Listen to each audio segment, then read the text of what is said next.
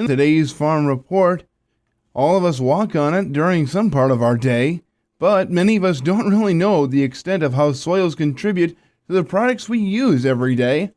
Rod Bain with the U.S. Department of Agriculture has more. As we consider how soils play a part in our everyday lives, do we stop to ponder about soils as products? I was just able to buy a couple of bags of topsoil, and there were things that I used to determine if it was going to be good for my purposes. I looked at how much organic matter it had. I looked at for the texture, and I was able to find something that I knew my plants and landscaping would work in. So I can directly buy soil. Dave Hoover of USDA's Natural Resources Conservation Service provides this obvious example of soil as product, but he continues that there are indirect correlations between soils and products as well. There are those very obvious things like food. Even though we still have some people that believe that food originates at the grocery store, most people make the connection that food comes from the ground, that some soils are better for different types of foods than others. There are other types of derivative products of the soil that are a little bit harder stretch for people, such as beef.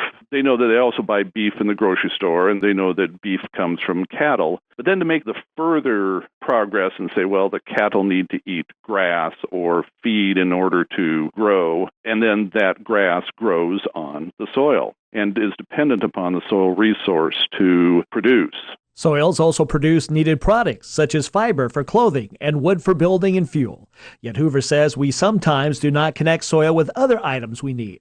For example, they think, well, what about sheet metal? Now, as Hoover points out, no, we don't go to the farm and harvest sheets of sheet metal. However, we do have factories that make sheet metal, and that they need to have a strong foundation in order to build upon so that the factory is secure. They need to have a road system so that they can transport their product, or raw products to the factory and the finished products out. They need a good transportation system which rests on the soil. And then they also need to have maybe some way to reclaim the land that they mine to get the raw ore for the metal. And that all relates back to soils. So Hoover believes that all of the resources we have and utilize can go back in some way to soils. Not many people realize the extent to which it's used. I think it's because it's an unseen resource. It's kind of like the ocean. We don't just call the ocean water. We know that there are many components of it. There are animals, there are minerals, there is oxygen, there's lots of different components to it, although all we see is the surface. And that's the way soil is, too, that people don't often realize the extent to which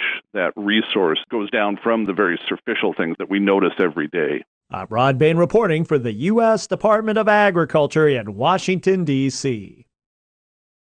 Going out to many producers starting this week. A substantial down payment on USDA's safety net programs. Val Dosini runs the Agriculture Department's Farm Service Agency, and the down payment he's talking about, payments to about half the producers who signed up for the Ag Risk Program, the ARC, and the Price Loss Coverage Program, PLC. Payments going out as we speak to producers of 2014 crop year barley, corn, grain, sorghum, lentils, oats, peanuts, dry peas, soybeans, and wheat. So county offices are certifying and dispersing what will be approximately $4 billion worth of ARC and PLC payments this week, and there will be more to come. With payments coming a little later on for rice, oilseeds other than soybeans, and chickpeas. At the end of the day, we will have made about $5 billion in payments for the 2014 crop year. Now, if you were signed up for ARC or PLC, you don't get a payment in the next couple of weeks and you feel you should have gotten one, go to your local Farm Service Agency office and inquire about that, and I'm sure that they can help track that down. In Washington, Gary Crawford for the U.S. Department of Agriculture. Fall is a good time to renew your land rent agreements for the upcoming year.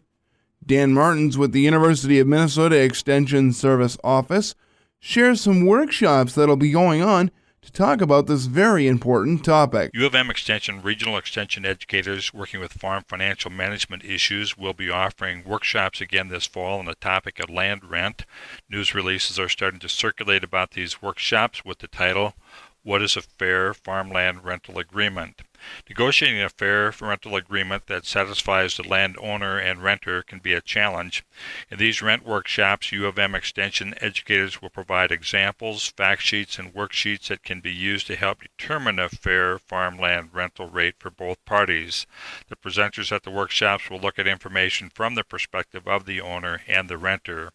Obviously, many factors come into play in making these decisions: soil type and quality, location, size and shape of the parcel, potential, past history, crop production budgets, personal and business goals and needs, a good working relationship are just a few of the factors to consider. Landowners, renters, agribusiness people working with rental discussions and crop budgets are encouraged to attend these land rental meetings that are being held across Minnesota. Determining a fair and profitable farm rent agreement is a challenge in today's economy with volatile crop and livestock prices and high farmland values in some places. Circumstances can be different from farm to farm.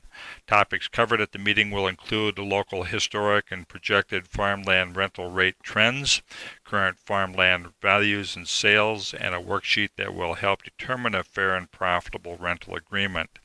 Projected input costs for 2016 will be presented along with current corn and soybean prices. Examples will use projected 2016 costs and returns to calculate affordable rental rates for farmers and acceptable rates of return to the landlord at current land values. Flexible cash rental agreements will also be examined. Watch for printed news releases about the workshops. You're also welcome to call your county extension office to get information. I found information on the website pretty easily by doing a search for Minnesota Extension Land Rent Workshops 2015. Here's a sample of some of the locations and dates that might be useful in this listening area. Alexandria, November 10th. Hutchinson, November 12th at the Hutchinson Event Center at 9 a.m. Gaylord, November 12th. Cologne, November 13th. Long Prairie, November 19th at 9:30 a.m. at City Hall. Little Falls, November 19th at 1:30 p.m. at the Morrison County Government Center. Fergus Falls, December 2nd. Morris and Wheaton, December 3rd. Wilmer, December 4th. Buffalo and Litchfield, December 10th. Cold Spring, December 11th at 9:30 a.m. at the American Legion. Foley, December 11th at 1:30 p.m. at Foley City Hall. I'm Dan Martins with U of M Extension. I hope your day is going well. Surveys show there are over 15 million American children living in households without consistent access to enough food. Agriculture Secretary Tom Vilsack says his department's working to bring that number down, and there are ways in which you can help us. Vilsack speaking Monday to the Washington, D.C. convention of the American Academy of Pediatricians. He says many families could get the food they need if they only knew about the many programs that could help them. And so he told his audience of children's doctors that they see many people every day, and they are respected in their communities, and so you can be an effective advocate to making sure that folks utilize the federal programs that are available, and we'll work with you to provide you the information. You can give people information about where that summer feeding site is. You can tell them about how easy it is to apply for SNAP benefits. He said good nutrition is a huge key to good health, so having doctors talk about it is a perfect fit. Gary Crawford for the U.S. Department of Agriculture, Washington.